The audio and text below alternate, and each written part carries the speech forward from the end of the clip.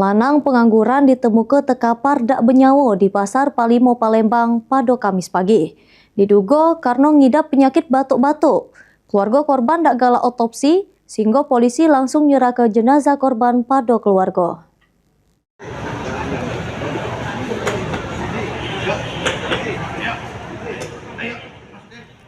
Pasar Palimo mendadak heboh.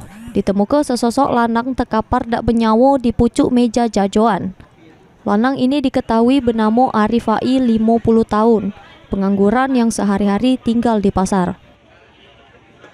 Polisi yang dapat ke informasi langsung ke lokasi untuk melakukan olah TKP serta meminta keterangan sejumlah saksi.